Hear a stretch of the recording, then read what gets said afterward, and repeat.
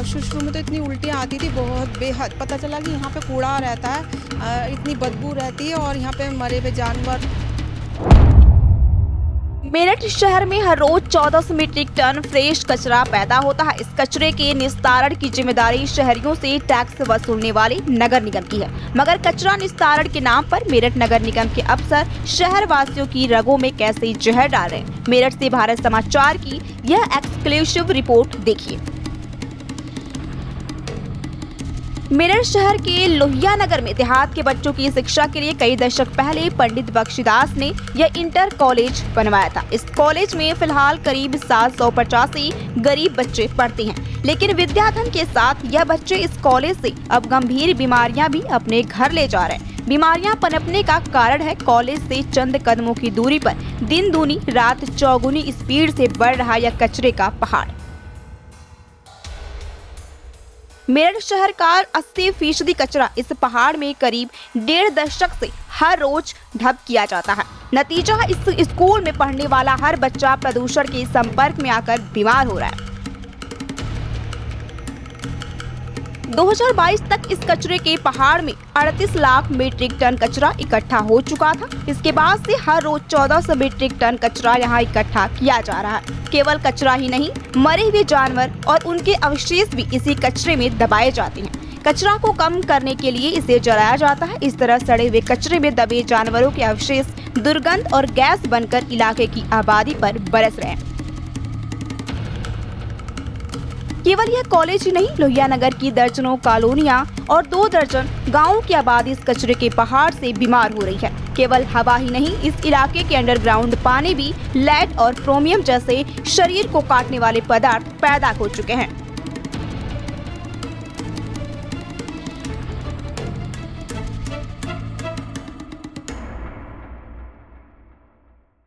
यहाँ पर पानी बहुत गंदा है, टेस्ट भी अच्छा नहीं आता पानी का, उससे बीमारियाँ भी होती हैं। हमारे यहाँ के बच्चे पानी पीते नहीं है, ज़्यादा अपने घर से लाते हैं, इस वजह से ही।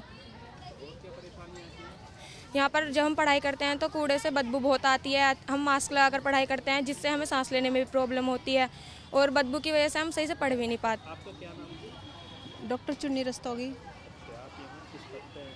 सहायक अध्यापिका। क्या परेशानी स्कूल के पहाड़ से बताइए।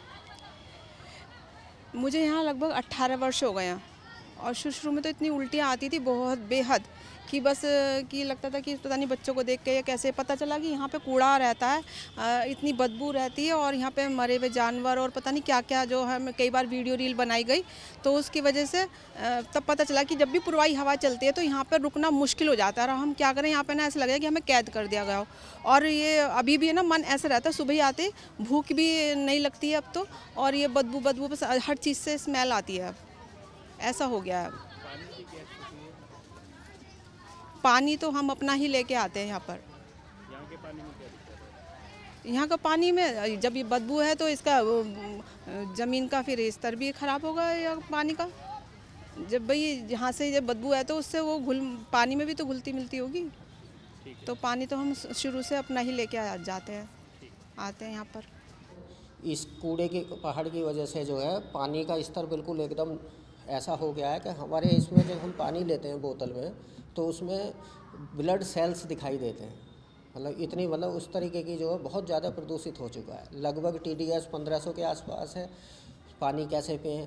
यहाँ बीमारियाँ इतनी हो रही हैं इस कूड़े के पहाड़ की वजह से, इस कैंसर इत्यादि इस तरीके से। एक हमारे साथी थे श्री बाबूराम जी, वो कैंसर की वजह से जो है 2020 में एक्सपायर हो गए।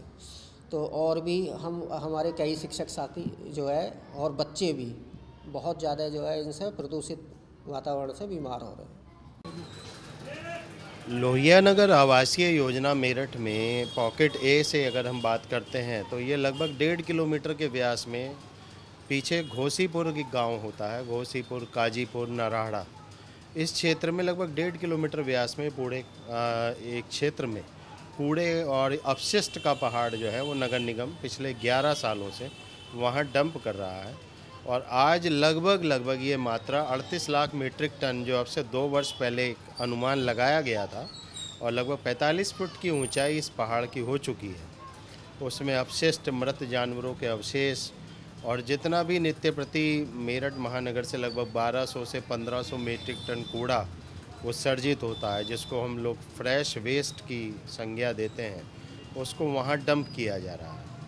उसको डंप करने के अतिरिक्त इनके पास उसके निस्तारण का कोई अन्य विकल्प नहीं है, जिसके कारण भूगर्भ जल में रिसाव होने से जो हमारा भूगर्भीय पेयजल है वो दूषित हो रहा है, जलवायु दूषित हो रही है, और उसके कारण उस पूरे परिक्षेत्र के लगभग 5 किलोमीटर एरिया में हरियाली और हरे भरे वृक्ष और ये अन्य सब चीज़ें समाप्त हो चुकी हैं, जिसका सीधे सीधे प्रभाव पर्यावरण पर अत्यंत प्रतिकूल संक्रमण है। उससे होने वाली विभिन्न प्रकार की बीमारियां, उसमें कैंसर, पीलिया और अन्य कई संक्रामक रोग, उनका प्रसार होता जा रहा है। परंतु नगर निगम के पास इसको समाप्त करने की कोई योजना नहीं है।